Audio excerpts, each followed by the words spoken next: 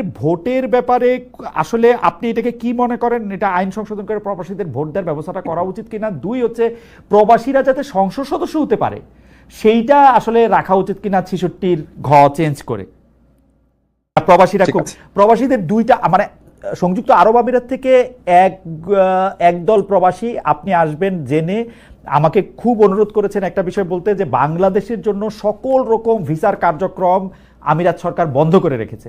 এই ক্ষেত্রে আপনারা কোনো পরিকল্পনা করে এটা থেকে মুক্তি দিতে পারবে কিনা? পৃথিবীর অন্যান্য দেশের যারা শ্রমিক শ্রেণীর অন্যান্য দেশের লোক আছে তাদের জন্য ভিসার ব্যবস্থা আছে, শুধু আমাদের দেশের লোকের জন্য নাই। এখন তারা খুব কাতর হয়ে মানে আপনার কাছে একটু জানতে চাইছে যে এটার ব্যাপারে সরকার কিছু করছে কিনা। ভাই আপনাদেরকে আমি একটা প্রশ্ন করি তো ভাই, কেন নাই ভাই, কেন নাই? আপনারা যারা প্রবাসে কাজ করে আপনাদের মধ্যে 99% মানুষ অত্যন্ত সৎ, অত্যন্ত অনেস্টলি কাজ করেন, কিন্তু 1% হলেও মানুষ আছে যারা সেখানে আপনার যে সমস্ত কাজ করেন সেটা ওখানকার লোকদেরকে প্রচন্ড ক্ষুব্ধ করে। আপনারা জানেন যে এখানে আপনার ওরা বাংলাদেশ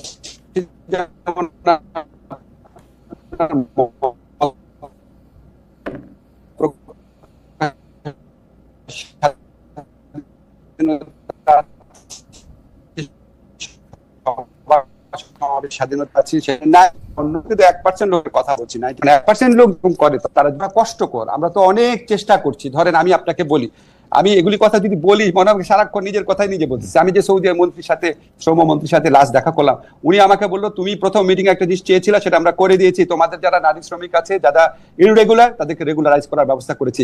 জর্ডানের মন্ত্রী আমাকে বলেছে জর্ডনে যারা নারী শ্রমিক আছে যারা ইররেগুলার হয়ে গেছে তারা যদি ভলেন্টারিলি আসে বিনা পয়সায় তাদের প্রত্যেককে রেগুলারাইজ করে দেওয়া হবে।